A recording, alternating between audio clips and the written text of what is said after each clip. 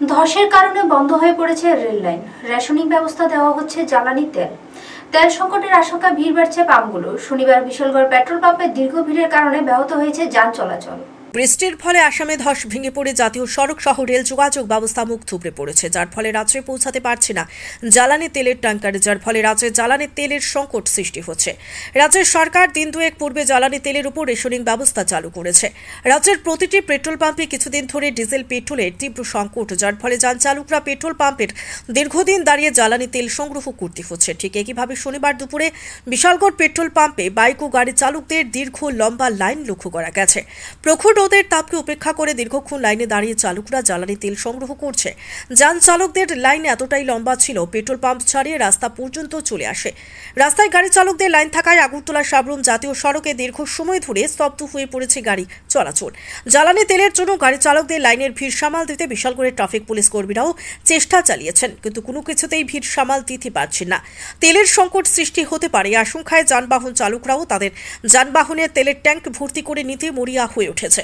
বিশালগড় থেকে নিজস্ব প্রতিনিধি রিপোর্ট, নবীন ত্রিপুরা। তেল তো খুব কম হইতেছে আমাদের গুয়াহাটি। আগে তো ধর্মনগর থেকে তেলটা আইতো, এখন ধর্মনগর একবারে কম। ওইখানে গুয়াহাটি পরে রেল লাইনের রাস্তা খারাপ, ওইখানে আবার শিলচরে এদিকে বৃষ্টি বা রেল রাস্তা খারাপ ভবনে গুয়াহাটি থেকে রেলে ওয়াগনে ধর্মনগর থেকে তেল আইতেছে। তাহলে গাড়িগুলি যাইতেছে গুয়াহাটি, ওইখান থেকে তেল আইতে অনেক সময় লাগে, 5-6 দিন সময় লাগে। খুব কষ্টভাবে একটা দুইটা গাড়ি পাস দেওয়া হয়। তাহলে এই গাড়িগুলি দুইটা বা তিনটা পাম্পে মিলিতভাবে তেলটা দেওয়া হয়।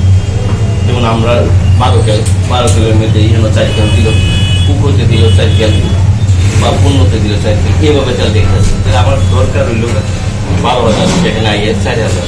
তাহলে একটা সিস্টেম সেখানে বেশি, কাস্টমার বেশি, যোগান কম, যার ধরুন আমাদের এই যেন অবস্থা। এখন মেইন সমস্যাটা তো রাস্তা। ওয়াগনে তো তেল যাইতেছে না মনে করে, আর যে কয়েকটা গাড়ি গুয়াহাটি যাইতেছে সেটা আইতে অনেক সময় লাগতেছে।